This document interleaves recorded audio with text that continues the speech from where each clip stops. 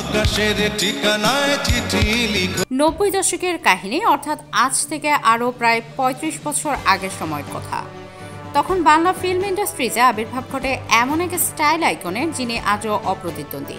বলা হচ্ছে বাংলা সিনেমার অমর নায়ক সালমান শাহের কথা। তবে তাকে শুধু নায়ক অভিধায় বেঁধে রাখা অন্যায় নয়, প্রায় অসম্ভবও বটে। তখনকার দর্শকদের কাছে সালমান শাহ ছিলেন খুব জনপ্রিয়।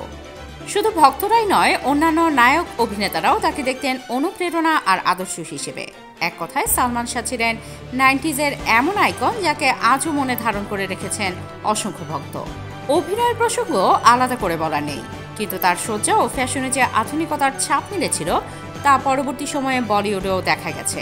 অনেকের মতে সালমান শাহ যেন ছিলেন বিনোদন জগতের টাইম ট্রাভেলার, কারণ বর্তমান নায়কদের পোশাক আশাক ও স্টাইল যেরকম, সেই আবহ তিনি সৃষ্টি করেছিলেন আরও 3 দশক আগে। মাথায় ব্যান্ডানা, চোখে সানগ্লাস আর সঙ্গে বাইক, এটাই ছিল তার চিরচেনা লুক। ঘন কালো চুলে জ্বলজ্বল করত আকর্ষণ, আর সেই মায়াবী উজ্জ্বল প্রাণবন্ত হাসি মুহূর্তেই জয় করত দর্শকের মন। জাঁকজমকপূর্ণ স্টারডম নয়, বরং সাদামাটা স্বভাব নিয়ে খুব অল্প সময়ে গেঁথে গিয়েছিলেন কোটি হৃদয়ের মন। কিন্তু হঠাৎই যেন সব থমকে যায়। 1996 সালের 6 সেপ্টেম্বর মাত্র 24 বছর বয়সে নিভে যায় চলচ্চিত্রের এই রাজপুত্র সালমান শাহের জীবন প্রদীপ। আজ শনিবার 6 সেপ্টেম্বর তার 29তম মৃত্যুবার্ষিকী। তাই দেশের সিনেমা প্রেমীরা আবারও স্মরণ করছেন এই কিংবদন্তিকে।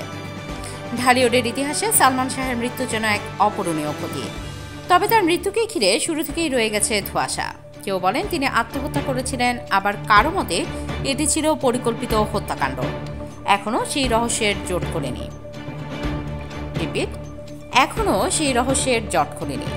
Desk report, heart news.